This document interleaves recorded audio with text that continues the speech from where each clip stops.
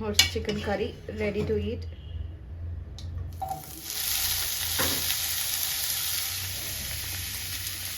ಇದೀನಿ ಕಸಕಸೆ.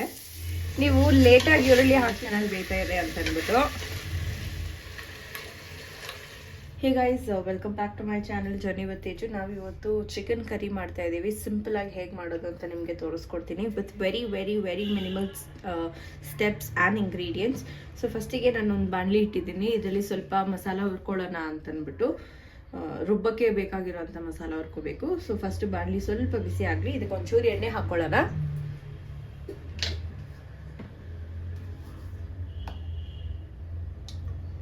ಇಷ್ಟೇ ಸಾಕು.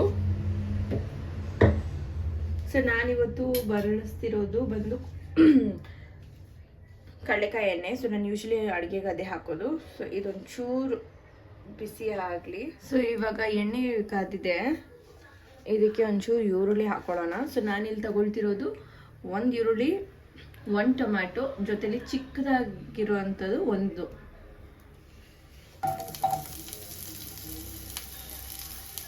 ಒಂದೊಂದೇ ಹಾಕಿ ಚೆನ್ನಾಗಿ ಹುರ್ಕೊಳ್ಳೋಣ ಇವಾಗ.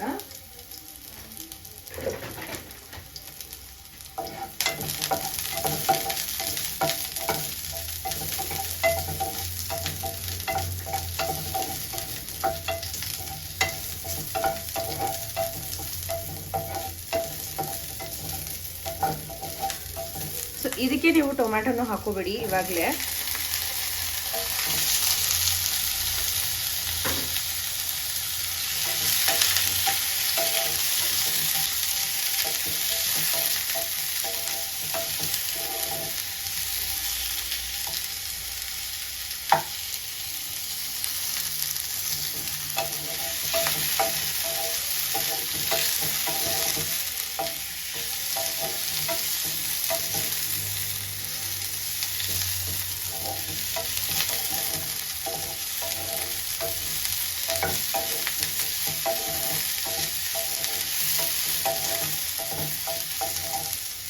ಸೊ ಈ ಸ್ಟೇಜಲ್ಲಿ ನಾವಿದಕ್ಕೆ ಒಂಚೂರು ಹುರಿಗಡ್ಲೆ.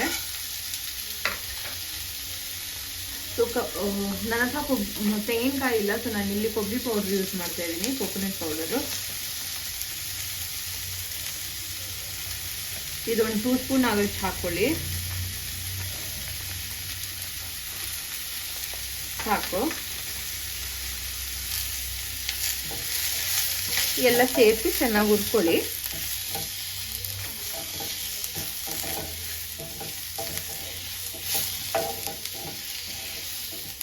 ಸೊ ನಾನಿಲ್ಲಿ ಯಾವುದೇ ರೀತಿಯಂಥ ಚಕ್ಕೆ, ಲವಂಗ, ಆ ಥರ ಗರಂ ಮಸಾಲ ಯೂಸ್ ಮಾಡ್ತಾ ಇಲ್ಲ. ರೀಸನ್ ಬೀಂಗ್, ನಾನು ಆಲ್ರೆಡಿ ಒಂಚೂರು ಪೌಡರ್ ನನ್ನ ಹತ್ರ ಇದೆ, ಅದಕ್ಕೆ ಬೇಕಂದ್ರೆ ನೀವು ಇದಕ್ಕೆ ಹಾಕೋಬೋದು. ಸೊ ನಾನು ಇವಾಗ ಇಲ್ಲಿ ಪಾಪಿ ಸೀಡ್ಸ್ ಸೇರಿಸ್ತಾ ಇದ್ದೀನಿ, ಕಸಕಸೆ ಒಂಚೂರು,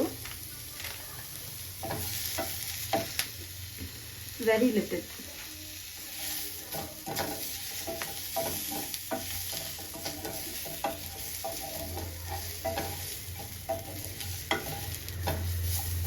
ಚೆನ್ನಾಗಿ ಇವಾಗಿನ ಹುರ್ಕೊಂಡ್ರೆ ಸಾಕು.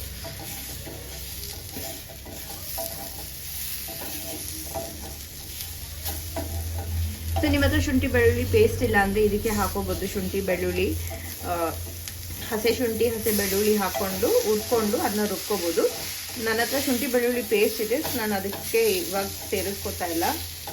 ಸೊ ತೆಂಗಿನಕಾಯಿ ನೋಡಿದ್ರೆ ಬ್ರೌನ್ ಆಗಿದೆ. So this is enough, because ನಾವು ಆಮೇಲೆ ಕೂಡ ಮಸಾಲ ಹುರ್ಕೊಳ್ತೀವಿ ಚಿಕನ್ ಜೊತೆ. ಸೊ ಇದನ್ನ ಎತ್ಬಿಡೋಣ. ಡನ್. ಸೊ ನಾವು ಲೆಟ್ ಇಟ್ ರೆಸ್ಟ್. ಸೊ ಇದನ್ನ ಒಂದು ಮಿಕ್ಸಿ ಜಾರ್ಗೆ ಟ್ರಾನ್ಸ್ಫರ್ ಮಾಡಿ ಚೆನ್ನಾಗಿ ಆರಿಸ್ಕೊಂಡು ಇಟ್ಕೊಳ್ಳೋಣ. ಇದು ಇವಾಗ ಚೆನ್ನಾಗಿ ಆರಿದೆ. ಇದಕ್ಕೆ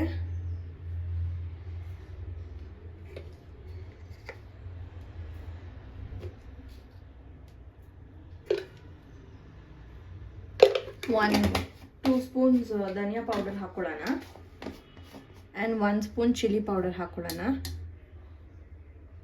ಇದಕ್ಕೆ ನಾವು ಒಂಚೂರು ಅರಿಶಿನನೂ ಸೇರಿಸ್ಕೊಳ್ಳೋಣ. ನಾವು ಚಿಕನಲ್ಲಿ ಕೂಡ ಹಾಕ್ತೀವಿ, ಸೊ ನೋಡ್ಕೊಂಡು ಹಾಕ್ಕೊಳ್ಳಿ. ಸೊ ಇವಾಗ ಇದನ್ನೆಲ್ಲ ಚೆನ್ನಾಗಿ ರುಬ್ಕೊಂಬರೋಣ.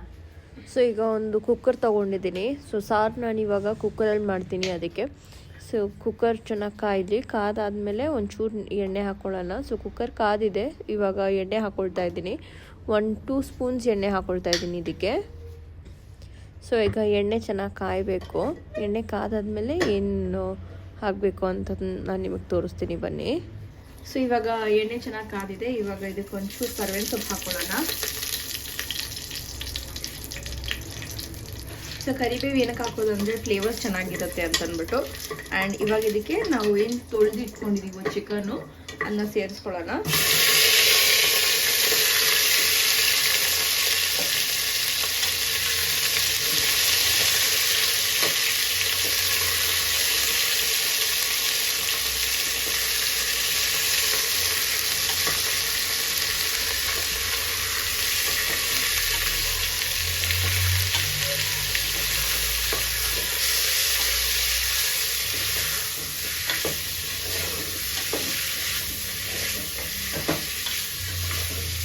ಕರಿಬೇವು ಹಾಕಿರೋದಕ್ಕೆ ಫ್ಲೇವರೇ ತುಂಬ ಚೆನ್ನಾಗಿ ಬರ್ತೈತೆ.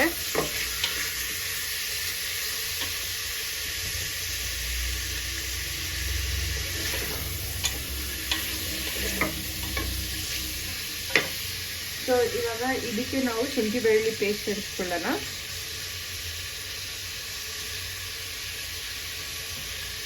ಒಂದು ಸ್ಪೂನ್ ಸೇರಿಸ್ಕೊಂಡಿದ್ದೀನಿ.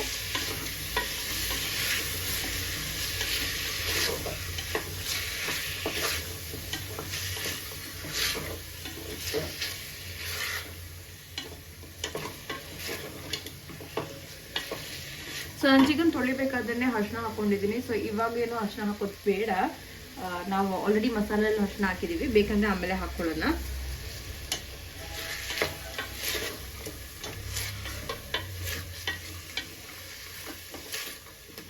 ಸೊ ಇವಾಗ ಚಿಕನ್ ನೀಟಾಗಿ ಫ್ರೈ ಆಗಲಿ, ಇದಕ್ಕೊಂಚೂರು ಉಪ್ಪು ಸೇರಿಸ್ಕೊಳ್ಳೋಣ.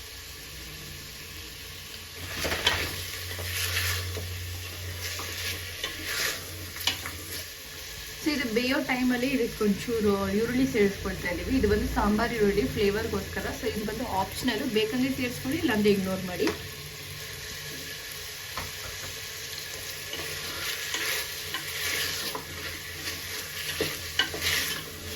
ನೀವು ಲೇಟಾಗಿ ಈರುಳ್ಳಿ ಹಾಗೆಲ್ಲ ಅಂತ ಅನ್ಕೋಬೇಡಿ, ಚೆನ್ನಾಗಿ ಬೇಯುತ್ತೆ. ಇವಾಗ ನೀವು ನೋಡ್ಬೋದು ಈರುಳ್ಳಿ ಆಲ್ರೆಡಿ ಇದರಲ್ಲಿರುವಂಥ ಚಿಕನಲ್ಲಿರುವಂಥ ಎಣ್ಣೆ ಪ್ಲಸ್ ನಾವು ಹಾಕಿರುವಂಥ ಎಣ್ಣೆಯಲ್ಲೇ ಚೆನ್ನಾಗಿ ಬೇಯ್ತಾ ಇದೆ. ನೋಡ್ಬೋದು ಎಷ್ಟು ಚೆನ್ನಾಗಿ ಬೇಯ್ತಾ ಇದೆ ಅಂತ ಅಂದ್ಬಿಟ್ಟು.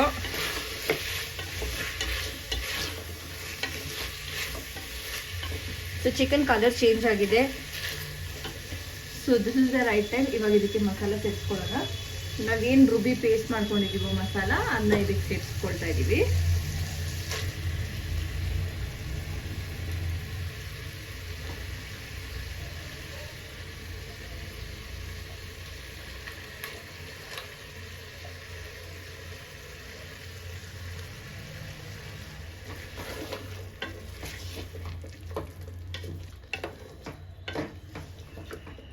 ಸೊ ನಾವು ಮಸಾಲಾನ ಆಲ್ರೆಡಿ ಚೆನ್ನಾಗಿ ಹುರ್ಕೊಂಡಿರೋದ್ರಿಂದ ಜಾಸ್ತಿ ಏನು ಉರಿಯೋಷ್ಟು ಬೇಕಾಗಿಲ್ಲ ಇವಾಗ ಇಲ್ಲಿ.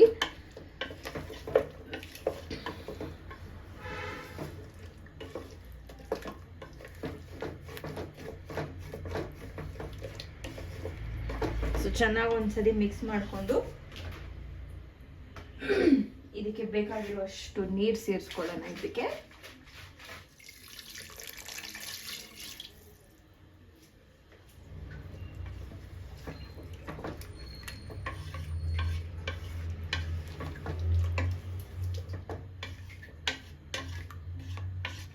ಸೊ ಈ ಸ್ಟೇಜಲ್ಲಿ ಇದಕ್ಕೆ ಎಷ್ಟು ಬೇಕಾಗಿರೋಷ್ಟು ಉಪ್ಪು ಸೇರಿಸ್ಕೊಳ್ಳೋಣ.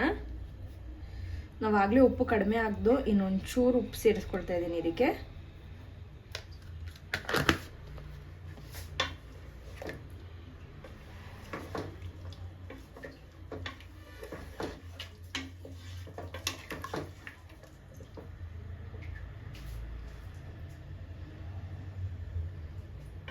ಈ ಕನ್ಸಿಸ್ಟೆನ್ಸಿಯಲ್ಲಿದೆ. ಇನ್ನೊಂಚೂರು ನೀವು ನೀರು ಬೇಕಂದರೆ ನೀರು ಸೇರಿಸ್ಕೊಳ್ಳಿ, ಕಡಿಮೆ ಬೇಕಂದರೆ ಕಮ್ಮಿ ಮಾಡ್ಕೊಳ್ಳಿ.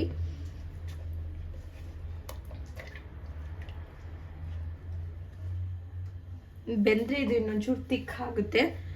ಸೊ ನನಗೆ ಇಷ್ಟು ಸಾಕು. ಇವಾಗ ಟೇಸ್ಟ್ ಮಾಡ್ಕೊಳ್ಳಿ. ಇದನ್ನ ಟೇಸ್ಟ್ ಮಾಡಿಕೊಂಡು ನಿಮಗೆ ಉಪ್ಪು ಜಾಸ್ತಿ ಕಡಿಮೆ ಇದ್ರೆ ಅಡ್ಜಸ್ಟ್ ಮಾಡ್ಕೊಳ್ಳಿ.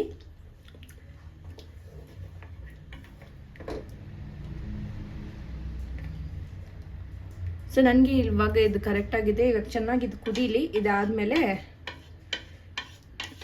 Cooker close ಮಾಡಿಡೋಣ. ಸೊ ಈ ಸ್ಟೇಜಲ್ಲಿ ನಾವು ಇವಾಗ ಕುಕ್ಕರ್ ಮುಚ್ಚಿಟ್ಬಿಡೋಣ. ಸೊ ಇದು ಕುದಿಸೋಣ ಅನ್ಕೊಂಡೆ, ಬಟ್ ಬೇಡ, ಸ್ವಲ್ಪ ಟೈಮ್ ಶಾರ್ಟೇಜ್ ಇರೋದ್ರಿಂದ ಬೇಗ ಆಗೋಗ್ಲಿ ಅಂತ. ಸೊ ಇವಾಗ ಇದು 1 ವಿಸಿಲ್ ಬಂದ್ರೆ ಸಾಕು, ಜಾಸ್ತಿ ಬೇಡ. ಸೊ 1 ವಿಸಿಲ್ಗೆ ನಾವು ಆಫ್ ಮಾಡ್ಬಿಡೋಣ.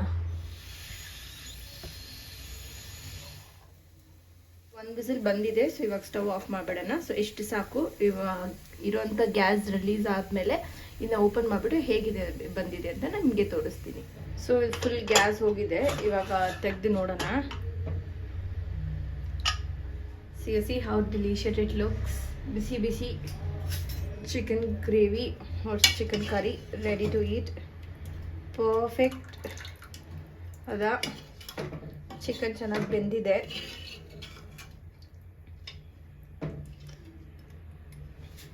ಸೊ ನಾವಿವತ್ತು ಇದನ್ನ ಇಡ್ಲಿ ಜೊತೆ ಸರ್ವ್ ಮಾಡ್ತಾ ಇದ್ದೀವಿ. ನೀವು ಹೇಗೆ ಮಾಡ್ತೀರಾ, ಯಾವ್ದು ಜೊತೆ ಸರ್ವ್ ಮಾಡ್ತೀರಾ ಅಂತ ನನಗೆ ಕಾಮೆಂಟ್ ಸೆಕ್ಷನಲ್ಲಿ ತಿಳಿಸಿ. ಪ್ಲಸ್ ನಿಮಗೆ ಇದು ಬೇಕಂದರೆ ನೀವು ಇದನ್ನ ಕೊರಿಯಾಂಡರಿಂದ ಸ್ವಲ್ಪ ಗಾರ್ನಿಷ್ ಮಾಡ್ಬೋದು, ತುಂಬ ಚೆನ್ನಾಗಿ ಕಾಣಿಸುತ್ತೆ. Just for garnishing. ನೋಡ್ಬೋದು ನಾವು ಹಾಕಿದಂಥ ಎಣ್ಣೆ ಪ್ಲಸ್ ಚಿಕನಲ್ಲಿರುವಂಥ ಎಣ್ಣೆ ಫುಲ್ ಎಷ್ಟು ಚೆನ್ನಾಗಿ ಬಿಟ್ಕೊಂಡು ಬಂದಿದೆ ಅಂತ. So here it is chicken gravy ready to eat or chicken curry ready to eat. ನೀವು ಇಲ್ಲಿವರೆಗೂ ನನ್ನ ವಿಡಿಯೋ ನೋಡಿದ್ದೀರಿ, ನಿಮಗೆ ಇಷ್ಟ ಆಗಿರುತ್ತೆ ಅಂತ ಅನ್ಕೊತೀನಿ. Thank you so much for watching.